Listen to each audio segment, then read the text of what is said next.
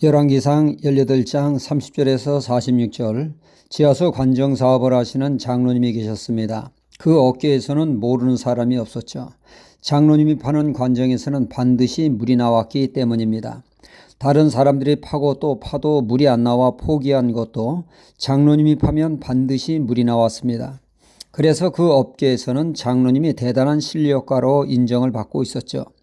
어느 날 담임 목사님이 물어보았습니다. 장로님, 무슨 특별한 비법이 있습니까? 비밀을 지켜줄 테니 비법을 좀 알려주세요. 그러자 장로님은 말하기를, 저에게는 딱히 비법이라는 것이 없습니다. 굳이 비법을 말한다면 포기하지 않는 것이죠. 다른 사람들은 수지타산을 따지며 손해본다 싶으면 일을 중단하지만 저 같은 경우는 일단 일을 맡으면 그렇지 않습니다.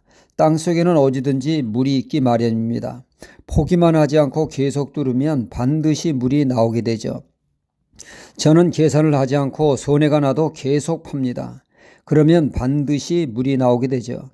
그러다 보면 손해나는 경우도 많지만 포기하지 않고 끝까지 파니까 물이 나오니까 신뢰를 얻게 돼서 평판이 좋게 되며 오히려 사업에 큰 도움이 된다고 했습니다. 그렇습니다. 포기하지 않는 사람만이 열매를 맛보게 되죠. 좋은 결실을 보게 됩니다. 포기는 배추를 셀 때 쓰는 말이요, 인생에는 있어서는 안 된 말이라고 하는 얘기가 있습니다. 사람들은 그 어떤 어려움에도 불구하고 포기하지 않는 사람을 응원하고 지지하듯이 하나님도, 주님도 그렇습니다. 포기하지 않는 이들에게 은혜 베푸시기를 기뻐하십니다.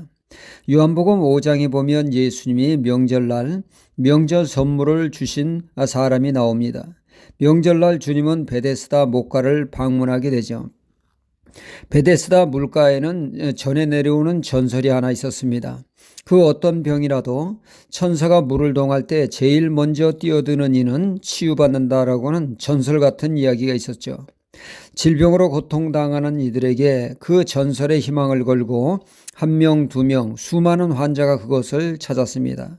물이 동하기만을 바랬던 것이죠. 그 수많은 환자 중에 주님이 찾아간 사람은 38년 묵은 중환자였습니다. 들것에 누워 스스로 거동할 수 없는 사람이었죠. 소문대로 천사가 물을 동해도 그는 치유받을 수 없는 그러한 상황입니다. 사람이 병이 깊고 낫지 않는 세월이 길면 자포자기가 하기가 쉽습니다. 팔자곤이 받아들이게 되는 경우가 있다는 얘기죠. 그런데 이 사람은 3년도 아닌 8년도 아닌 38년간이 지나도 포기하지 않고 낫겠다라고 하는 그러한 일념을 가지고 베데스다의 목가에 있었던 것이죠. 그는 천사가 아무리 물을 동해도 1등으로 들어가 치유받을 확률은 제로입니다. 그럼에도 불구하고 그는 치유의 끈을 놓지 않았습니다. 끝까지 포기하지 않는 집념의 사람, 그 사람을 주님은 찾아오셨습니다. 끝까지 포기하지 않고 은혜를 갈구하는 그의 소원을 들어주셨던 것이죠. 이렇듯 주님이 주목하는 사람은 은혜를 사모하며 포기하지 않는 사람입니다.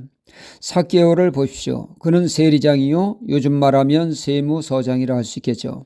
그는 그가 사는 여리고에 주님이 지나가시게 되었습니다. 주님을 사모하고 주님을 먼 발치에서라도 보고 싶었지만 그는 키가 작아 아무리 까치발을 들어도 군중들의 뒤통수만 보이지 주님은 배울 수 없었습니다. 그렇지만 그는 포기하지 않았죠. 그는 사회적인 지혜를 다 내려놓고 누가 뭐라 하든 말든 이를 개의치 않고 뽕나무에 올라 주님을 바라보게 됩니다. 자신의 신체적인 약점에도 포기하지 않고 주님을 사모하며 주님은 삭개오의 집에 묵어 가는 파격적인 은혜를 베푸셨습니다. 주님은 포기하지 않고 은혜를 사모하는 이들에게 은혜를 베푸시는 분이십니다. 특히 주님은 기도하되 포기하지 말 것을 불의한 재판관과 과부의 이야기를 통하여 불의한 재판관도 포기하지 않고 문을 두드리는 과부의 말을 들어주었다면 밤낮 부르짖는 하나님의 자녀의 기도에 하나님이 응답하시지 않겠느냐 말씀하셨습니다. 기도하되 응답을 받을 때까지 포기하지 않는 기도를 하라고 하셨습니다. 사실 기도하다 포기하는 사람들이 많습니다. 오늘 말씀이 강조하기를 하나님은 응답하시는 하나님이십니다. 이를 강조하고 있죠. 엘리야가 큰 비가 내릴 것이라고 하는 말씀을 붙잡고 기도하지만 현실은 구름 한 점 없습니다. 그럼에도 불구하고 엘리야는 포기하지 않고 기도할 때 작은 구름이 떠올랐고 마침내 장대비가 쏟아지는 응답이 임하게 됐습니다. 기도하되 포기하지 않는 한 응답하시는 하나님을 만나 배우게 됩니다. 문제는 하나님의 침묵의 시간을 잘 견디어내야 한다는 얘기죠. 욥도 말하기를 그렇게 기도해도 하나님은 동해도 아니 계시고 서해도 아니 계신다고 탄식을 했습니다. 그러나 그는 끝까지 포기하지 않았을 때 마침내 응답을 받게 되었고 축복을 누리게 되었습니다. 기도의 적은 포기입니다. 우리도 엘리야처럼 말씀을 붙잡고 뒤로 물러설 줄 모르는 기도의 씨름을 통하여 응답을 하시는 하나님을 만나 배우는 역사가 있어야겠습니다. 할렐루야.